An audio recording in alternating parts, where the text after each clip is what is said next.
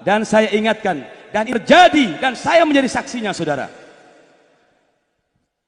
Areal ini dari makam Habib Soleh sampai depan kepala desa itu hati-hati waktu mustajab. Kok gitu, Beb? Satu orang ribut di depan situ, ribut dengan suaminya, dia minta cerai, subhanallah tidak lama cerai dengan suaminya. Satu lagi orang ibu datang berbicara kepada saya, apa tujuannya ziarah, Beb? Mintakan kepada Allah agar saya bisa umroh. Tidak sampai sebulan orang ini sudah umroh, saudara. Ada yang lebih dahsyat, saudara, teman saya sendiri. Begitu dia wudhu di situ, dia merasakan nyaman. Ya Allah, Habib Helmi Al-Idrus, dia merasa nyaman. Lalu dia mengatakan, duh, alangkah nyamannya, alangkah bahagianya kalau saya selalu dekat dengan Habib Soleh. Tidak lama ucapan itu, beberapa jam sakit, dibawa ke rumah sakit, langsung dipanggil oleh Allah Subhanahu wa ta'ala. Begitu juga, saudara, orang-orang yang tidak berakhlak, orang-orang yang berani kurang ajar di makam Habib Soleh. Pak Maisa, Haji Abdullah, takmir masjid yang betul-betul saya lihat ikhlas karena Allah Subhanahu wa ta'ala. Beliau duduk hampir 30 tahun bersama Habib Soleh. Dapat gaji, dapat uang dari kotakan amal jariah, nothing. Tidak ada sama sekali, saudara. Pak Maisa ini pernah Habib Soleh bilang, Pak Maisa, kalau kamu di masjid-masjid lainnya, kamu buka pintu, kamu dapat 50 perak saat itu. Seperti 50.000 zaman sekarang mungkin. Tapi kalau engkau jaga masjidku ini, aku akan mintakan kepada Allah agar nanti kamu bersama saya di surga. Harus do something, berbuat sesuatu. Tidak mungkin, saudara. Sayyidatuna Maryam saat melahirkan, dia menyandarkan dirinya di pelepah kurma. Apakah Allah tidak mampu mengeluarkan, mengirim makanan-makanan segar dari surga? La. Tapi dijelaskan dalam Al-Quran, wa huzzi ilaiki bijid'in nakhlati tusaqit alaiki rutaban janiyah. Gerakkan, dorong pelepah kurma itu, ya Maryam, nanti akan turun kurma-kurma segar di pangkuanmu. Ma'asyiral muslimin rahimakumullah. Sudah, Pak Maisa bercerita kepada saya, dan bertemu saya di Madinah. Di Madinah mendapatkan keajaiban. Saya, Beb, orangnya tuhu, kerjanya jaga masjid, jam 7 berangkat ke sawah, pulang zuhur, asar, maghrib, isya. Ini sekarang suruh pegang maghrib aja sudah ketir-ketir, apalagi yang subuh, kadang datang, kadang enggak.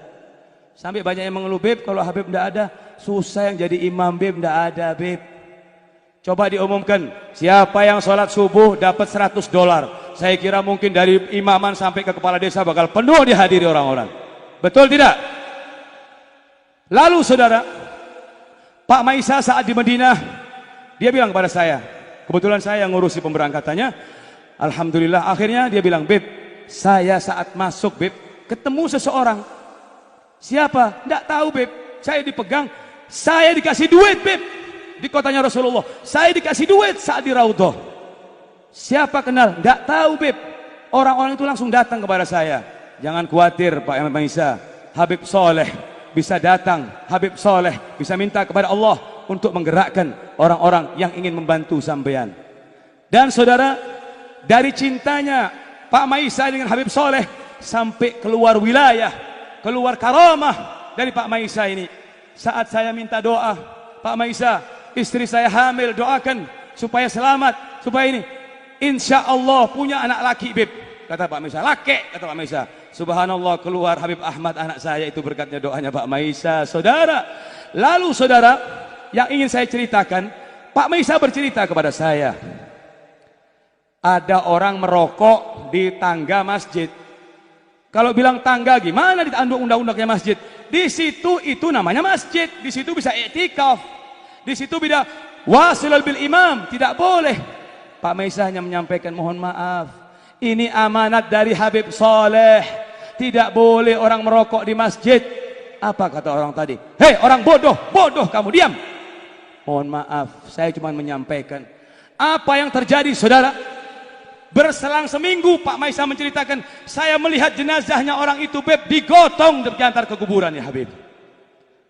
Maka saudara, Allah tidak pernah memerangi hamba-hambanya kecuali dua pelaku. Dalam satu hadis sahih dikatakan bahwasanya man adali waliyan faqad adzantuhu bil harb.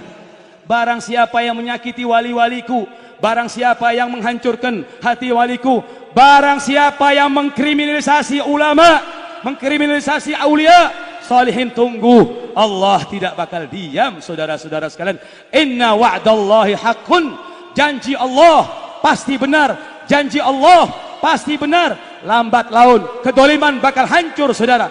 Innallaha yumhil wala yuhmil. Allah memberi waktu tapi tidak pernah Allah meninggalkan. Fa idza akhadahu lam yuflithu. Kalau sudah datang perintah dari Allah, tidak akan terlepas sedikit pun dari adab Allah Subhanahu wa taala.